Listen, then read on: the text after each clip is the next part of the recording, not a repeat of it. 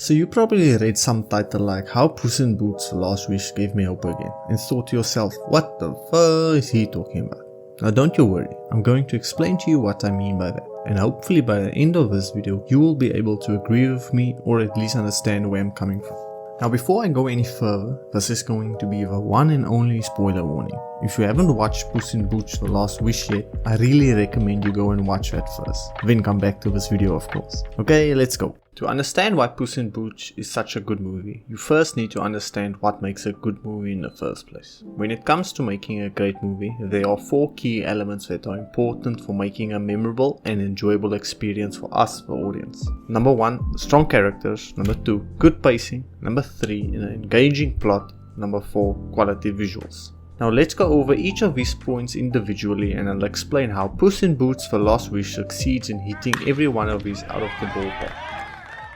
So a strong movie character should have a distinct personality, motivations and backstory, and should be able to invoke an emotional reaction from viewers. A strong character should also have a distinct physical appearance as well as memorable dialogue and interactions with other characters. A strong character should also be dynamic and have some kind of arc or transformation over the course of the movie, as this helps to create a sense of growth and progression.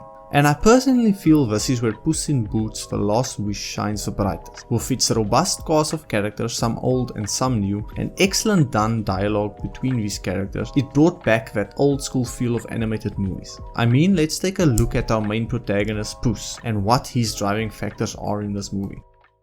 We start off the movie with Puss being his overly confident, self-centered self, and we see how everyone around him further emphasizes that side of him. They treat him like a god, so he feels and behaves like one. And this is his biggest flaw. This ends up being his character arc over the course of this movie. He changes from being a cat that just cares about his own goals and needs, but with the help of his fellow team friendship members, he realizes that he doesn't want to or need to be that same cat anymore. Instead, he should enjoy this last life he has left with the people that matters to him instead of trying to be the legend he was once known as. That right there is a pretty grown-up theme to be in an animated movie like this. It's because of characters like Puss that any person could watch this movie and relate with his feelings of fearing death. Like take me for example. I'm a 22-year-old dude from South Africa, and somehow I could relate to an animated cat having a panic attack because of the fear of death. And stuff like this really makes the characters in this movie stand out. Even taking a closer look at our main antagonist, Death the Wolf. It's widely agreed that he's one of the best antagonists we've seen from DreamWorks or any other animated films in a while. Yet he is such a simple character with some of the least screen time compared to any of the other antagonists. But his dark tone makes him stand out in a movie filled with characters like Jack Horner, whose goals are simply to have all the magic power in the world all to himself. Now don't get me wrong, I enjoy Jack Horner in this movie, and he's one of the characters who got the most laughs out of me while rewatching this. But you can see he doesn't pose a real threat to anyone the same way Death does to Puss. Now I hope you can see how having this balance of characters, some with more of a serious tone, makes the movie so great, because removing any of them would have an impact on how you perceive the rest of the character, as well as the way the story unfolds. The pacing of the movie is important because it helps to control the flow of the story and the audience's emotional engagement. A well-paced movie will keep the audience engaged and invested in the story, while a poorly paced movie can cause the audience to lose interest or become confused. The pacing can also be used to create specific moods or tension in a film. For example, a slow pace like the first time Puss and Death meet in a bar can create a sense of contemplation or unease, while a fast pace like when Puss fights the giant can create a sense of excitement or urgency. Overall, pacing is a key element in the storytelling process and can greatly affect the overall impact and effectiveness of a film. This movie really has a great balance of fast and slow pacing, making every moment enjoyable even if it's not an all-out action balls to the wall fight scene. If it was only filled with those type of scenes, they would lose their effectiveness in making the audience feel excited about what's happening on the screen. Rather, the movie having this balance makes the action scenes stand out even more, and also makes a scene where they are just talking have a real impact on the way you see and feel about the characters. Like having those scenes where Jack Horner is talking to his crew and the cricket makes you understand what type of character he is and gives you a reason to not want him to win. And that just goes to show you how the pacing really affects it. There are a lot of different elements that go into making a film have an engaging plot. but mainly it can be summarized to 3 main points. Number 1, conflict.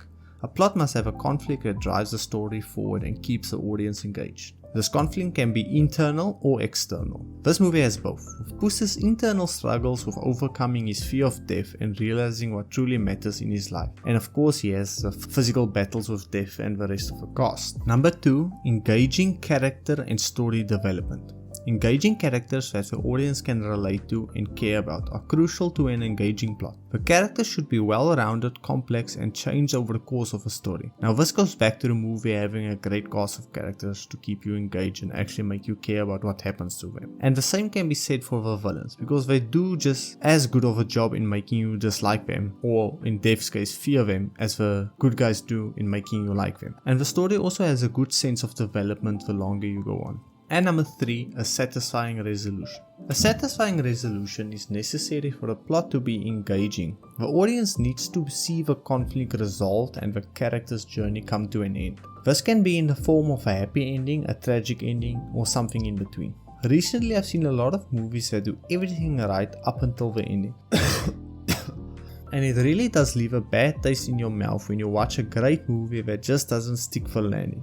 It almost feels like the whole experience loses some of its value when they don't get the ending right. Or it just doesn't make sense. Luckily, Puss in Boots: The Last Wish does a good job in giving us an ending that makes sense and feels deserved for the journey we've been up on until this point. Now those are my reasons for why Puss in Boots: The Last Wish gave me hope again. First, I want to thank all of you guys for sticking around until the end. If you enjoyed the video, why don't you drop a like and sub, and tell me what movie you want me covering next in the comments below. It's been the Showstopper and I'm signing off.